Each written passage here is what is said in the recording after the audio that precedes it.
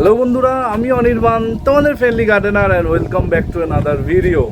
তো বন্ধুরা, আশা করছি সবাই ভালো আছো, সবুজে আছো আর প্রচুর প্রচুর গাছ করছো।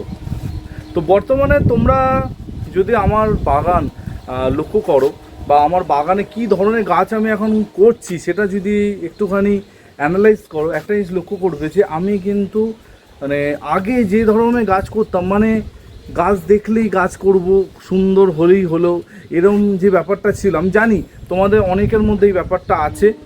কিন্তু একটা সার্টেন টাইমের পর কি হবে, যখন এইখান থেকে তুমি বেরিয়ে স্পেসিফিক গাছ করতে চাইবে, যে গাছগুলো সারা বছর তোমাকে আনন্দ দেবে, সারা বছর তোমার মনে কিন্তু একটা খুশি হাওয়া কিন্তু আনবে। তোমরা দেখেছো বর্তমানে আমি প্রচুর বোগেনভিলিয়া করা শুরু করেছি, অনেক টব করে ফেলেছি। অ্যাডেনিয়াম তো বরাবর আমার ভালো লাগার জায়গা ছিল, কিন্তু লাস্ট 2 বছর ধরে ভালো লাগার তালিকায় যুক্ত হয়েছে আরেকটা গাছের নাম, সেটা হচ্ছে আমার চাপা বা প্লুমেরিয়া। তো প্লুমেরিয়া আমি আগেও করতাম, কিন্তু বর্তমানে প্লুমেরিয়া ক্রেজ যেভাবে বাড়ছে, তো আমিও নিজেকে কন্ট্রোল করতে পারছি না, আমিও কিন্তু বেশ কিছু প্লুমেরিয়া নিয়ে আসছি, নিয়ে এসে সেগুলো রিপোর্ট করছি। আর তোমাদের মধ্যে প্লুমেরিয়া নিয়ে এত এত উত্তেজনা উন্মাদনা আমি দেখছি, সত্যি মানে যখনই প্লুমেরিয়া সংক্রান্ত যাই পোস্ট করি তোমাদের কিন্তু সবসময় সেটা ভালো লেগেছে, ভালো লাগে। আর সেই জন্যই তো আজকে ভিডিওটা কিন্তু হচ্ছে খুব স্পেশাল। আজকে আমি একটা চাপা, মানে কোট আনকোট, যাকে কাঠচাপা বলে, যাকে কাঠগোলাপ বলে, যাকে প্লুমেরিয়া বলে, সেই প্লুমেরিয়ার পটিং মিডিয়া কী করে বানাতে হয় আজকে সেই ভিডিওটা করব। প্লুমেরিয়া আনার পর কী হবে, পটিং করবে, কী রকম টবে বসাবে, সব কিছু থাকবে কিন্তু আজকের ভিডিওতে। আশা করছি ভিডিওটা তোমাদের ভালো লাগবে, কারণ আজকের ভিডিওটা থেকে তোমরা অনেক কিছু জানতে পারবে, অনেক টিপস থাকবে ভিডিওর মধ্যে। তাই জন্য বলবো স্কিপ না করে ভিডিওটা মন দিয়ে দেখো, ডেফিনেটলি তোমাদের কিন্তু ভালো লাগবে। তা চলো বেশি কথা না বাড়িয়ে আজকের ভিডিওটা শুরু করা যাবে। তো বন্ধুরা, চাপা ফুলের পটিং মিডিয়া নিয়ে কথা হবে। পটিং মিডিয়া দেখানোর আগে আমি তোমাদের প্রথমে যেটা দেখাতে চাইবো সেটা হচ্ছে চাপা গাছের টব নির্বাচন। একটা চাপা কখনোই একটা মানে 6 ইঞ্চি 8 ইঞ্চিতে বসালে কিন্তু হবে না। চাপা গাছ সবসময় প্রথমেই বড় টবে বসাতে হবে। তার জন্য দেখো আমি এখানে নিয়েছি একটা 12 ইঞ্চির পট। যদি 16 ইঞ্চি হতো তাহলে আরও ভালো হতো, তাহলে আর মানে বছর 3-4 পর টপ চেঞ্জ করার কোনো জায়গায় থাকতো না, একবারে পার্মানেন্ট হয়ে যেত ব্যাপারটা, ঠিক আছে। তো আমার কাছে এখন আপাতত 12 ইঞ্চির এই প্লাস্টিক পট আছে, আর এটাই আমি এখন ব্যবহার করব, তোমাদের সামনে দেখাবো। আর এটা একটা মাথায় রাখবে যে চাপা কখনোই ছোট টবে কিন্তু ভালো হবে না, ঠিক আছে। মিনিমাম যদি বলি 10 ইঞ্চি টবে তোমাদের কিন্তু গাছ বসাতে হবেই হবে। এবার সেটা তোমরা যদি চাও, তোমরা প্লাস্টিকের গ্রো ব্যাগ যেগুলো আছে তার মধ্যেও বসাতে পারো। তোমরা ঋষভের ভিডিও দেখেছো, ঋষভ কীরকম প্লাস্টিকের গ্রো ব্যাগের মধ্যে চাপা করেছে, ঠিক আছে। তো আমি 12 ইঞ্চির একটা প্লাস্টিক পট নিয়েছি, খুব ভালো কোয়ালিটি। আর অনেকের যে এটা ধারণা যে প্লাস্টিক পটে গাছ হয় না, এই নিয়ে এর আগে বহুবার কথা বলেছি, আর এক কথা বারবার বলে ভিডিওটা লেন্দি করার কোনো দরকার নেই। তো চলে আসি সোজা পটিং মিডিয়াতে। এখানে দেখো যে মাটির মিশ্রণটা নেওয়া আছে, এর মধ্যে কিন্তু 30% বালি আছে আর 70% মাটি আছে, এই টোটাল মাটিটা। আর এখানে আছে কিন্তু কম্পোস্ট। আর মাটি আর কম্পোস্টের যদি মিশ্রণের রেশিওটা বলি, এখানে 60% আমি মাটি নিয়েছি, মানে মাটি বালির একটা মিশ্রণ নিয়েছি, আর 40% কিন্তু আমি কম্পোস্ট নিয়েছি। সোজা কথায় যদি তোমাদের বলি, তাহলে 20% বালি নেবে, 50% মাটি নেবে, আর 30% কিন্তু কম্পোস্ট নেবে। এবার তোমাদের ওখানে যদি মানে যে মাটিটা ইউজ করছো তার মধ্যে যদি বালির ভাগ বেশি থাকে, তাহলে বালি তোমরা কম করতে পারো, বা বালি নাও দিতে পারো, তোমরা কম্পোস্ট বাড়াতে পারো। তোমরা 50-50 রেশিওতেও কিন্তু মাটি আর কম্পোস্ট ইউজ করতে পারো।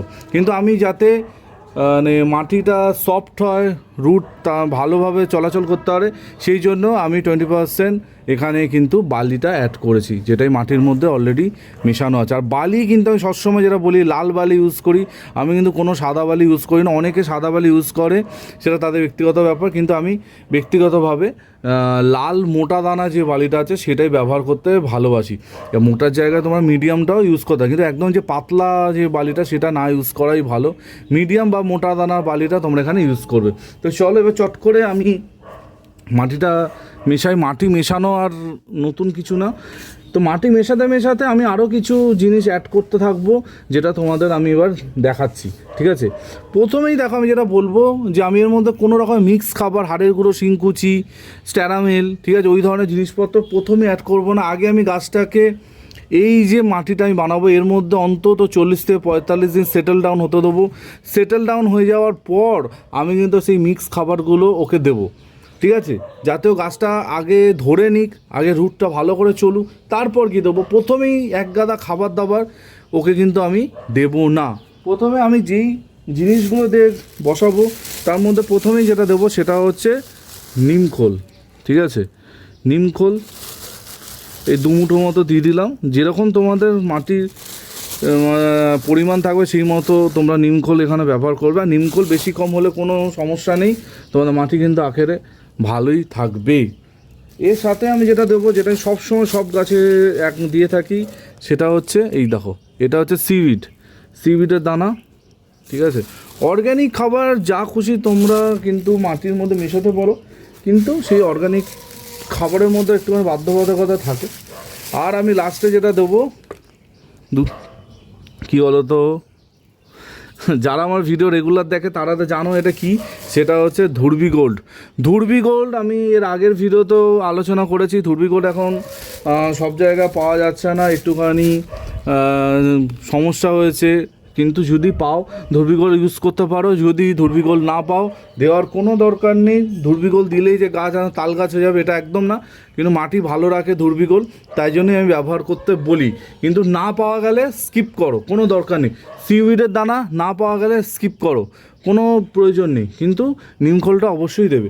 আর যেটা আমি এর মধ্যে মেশাবো, যেটা আমি ইদানিং প্রায় সব মাটির মিশ্রণে আমি মেশাচ্ছি, আমার ভালো রেজাল্ট এসছে, সেটাই আমি তোমাদের সাথে আজকে শেয়ার করব।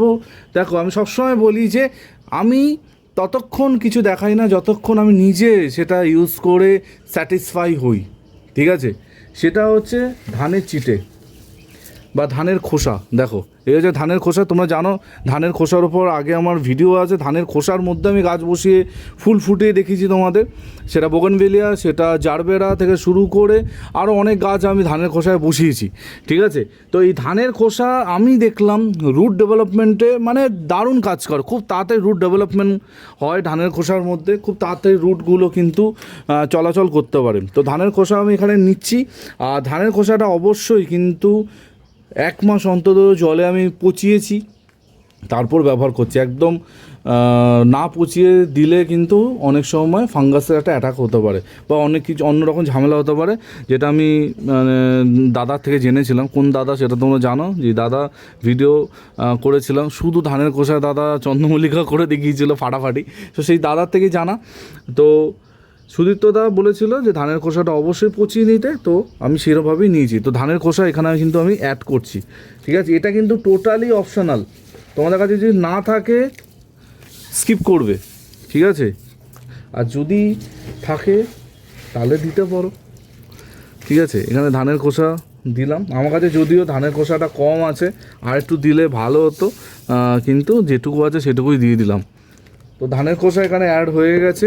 এবার আমি এই পুরো মিক্সচারটাকে ভালো করে মিক্স করে নেব, তোমরা দেখতে থাকো।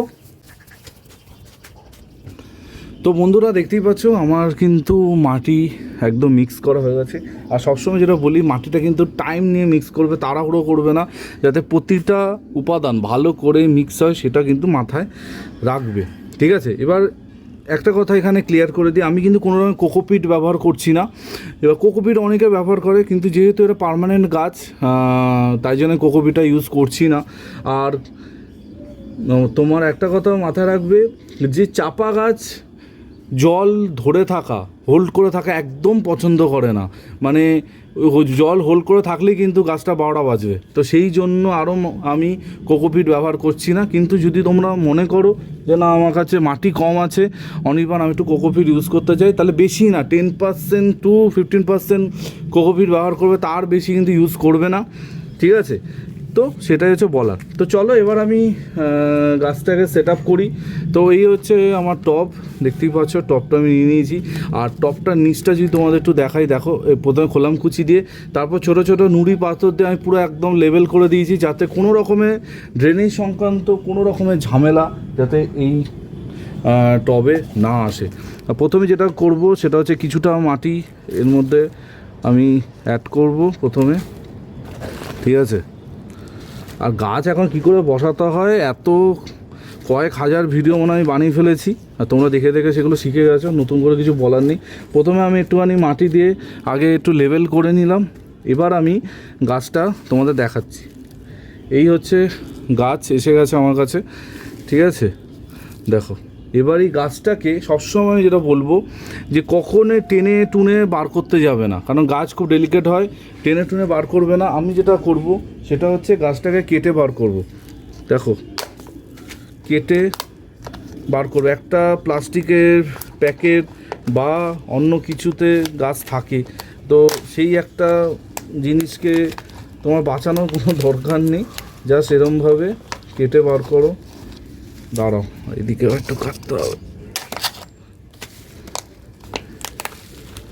ঠিক আছে?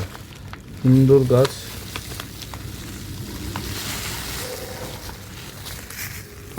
এই এসে গেছে আমার গাছ।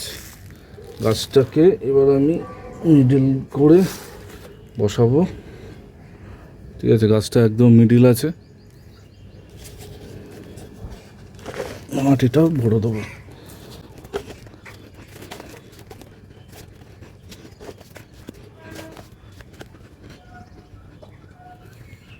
তো বন্ধুরা দেখতে পাচ্ছ আমার চাপা গাছ রিপোর্ট করা হয়ে গেছে। আর দেখো ওপরটা আমি বেশ কিছুটা ফাঁকা রেখেছি, পরে এক্সট্রা সার দেওয়ার জন্য, জল দেওয়ার জন্য, যাতে ওভারফ্লো না হয়ে যায়। তোমরা এরকম ফাঁকা রাখতে পারো, কোনো অসুবিধা কিন্তু হবে না। আর গাছটাকে প্রথমে আমি যেটা দেবো সেটা হচ্ছে হিউমিক গোলা জল, হিউমিক অ্যাসিড গোলা জল প্রথমেই দেবো। তারপরে গাছটাকে এই ধরো 4-5 দিন আমি সেমিশেড জায়গা রাখবো। প্রথমেই কিন্তু ডাইরেক্ট সানলাইট এটা বার করবো না, 4-5 দিন একে ওয়াচ করব। যদি দেখি ও ঠিক আছে, পাতা হলুদ হচ্ছে না, কোনো সমস্যা হচ্ছে না, তারপর গিয়ে আমি রোদে দেবো, বোঝা গেছে? তো 4-5 দিন ওয়াচ করবে, তারপর রোদে দেবে। আশা করছি তোমাদের চাপা নিয়ে এই রকম মাটি বানালে কোনো রকমের সমস্যা হবে না। তো বন্ধুরা আমার গাছ বসানো হয়ে গেছে, তোমাদের সামনেই বসিয়ে দেখালাম। আর যেই কথাগুলো বলেছি অবশ্যই মাথায় রেখো, পুরো ভিডিওটা মন দিয়ে দেখলে সেগুলো তোমরা জানবেই। আর প্লুমেরিয়া বসানোর ভালো সময় কিন্তু শুরু হয়ে গেছে, এই সময় বসাতে পারো। বর্ষাকালটা আমি বলবো অ্যাভয়েড করতে, মানে এই ধরো জুন মাসে এন্ড থেকে আগস্ট মাসে এন্ড অবধি এই সময়টা অ্যাভয়েড করে বাকি সব সময় তুমি প্লুমেরিয়া বসাতে পারো। খুব ভালো, টপটা খুব ভারী, একটু নিচে রাখি।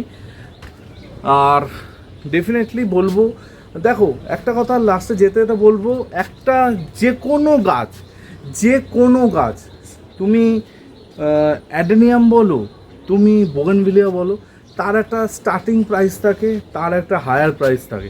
সব গাছে তুমি যে কোনো গাছের নাম বলো, সব গাছের কিন্তু আছে। সেটা জবা হতে পারে, সেটা আম জাম কাঁঠালেরও হতে পারে। আজ থেকে যখন 2 বছর আগে, 2 বছর আগে যখন মহারানী প্রথমে মার্কেটে এসেছিল, তখন মহারানীর দাম ছিল প্রায় 3000 টাকা। আজকে সেই মহারানী কিন্তু 100 টাকা কি 99 টাকাতেও পাওয়া যাচ্ছে। তার টাইম লেগেছে, দামটা কমতে। প্লুমেরিয়া ক্রেজটা বর্তমানে যেরকমভাবে বাড়ছে, প্লুমেরিয়া কিন্তু এখন অনেক বাইরের থেকে আসছে, ঠিক আছে? থাইল্যান্ড থেকে আসছে, ইন্দোনেশিয়া থেকে প্লুমেরিয়া আসছে, যেগুলো হাইব্রিড প্লুমেরিয়া, যেগুলো সারা বছর তোমাদের কাছে ফুল দেবে, একই রকম উন্মাদনা থাকবে। আমার এই গাছটা যেটা আমি সবসময় তোমাদের দেখাই, এই গাছটা যে ফুলটা, এটা কিন্তু একটা হাইব্রিড থাই ভ্যারাইটি প্লুমেরিয়া। একে প্রায় 10 থেকে 11 মাস এই গাছে ফুল থাকে। এই গাছে কিন্তু অতদিন ফুল থাকবে না, কারণ এটা দেশি ভ্যারাইটির গাছ। তো দুটো গাছের মধ্যে ডিফারেন্স আছে, তো দুটো গাছের মধ্যে দামের পার্থক্য আছে। তো এই জিনিসটা কিছু মানে বন্ধুরা, আমি এখনও তাদের বন্ধু বলো, তারা যতই আমাকে গালাগালি করুক, তারা বুঝতে চাইছে না। তারা অনেকে বলছে প্লুমেরিয়া তো 10 টাকায় পাওয়া যায়, 50 টাকায় পাওয়া যায়, গাছের ডাল ভেঙে বসিল। কিন্তু সেই প্লুমেরিয়া আর বিগত 2-3টে ভিডিওতে আমি যেই প্লুমেরিয়া দেখি তার মধ্যে একটা হেভেন অ্যান্ড হেল ডিফারেন্স আছে।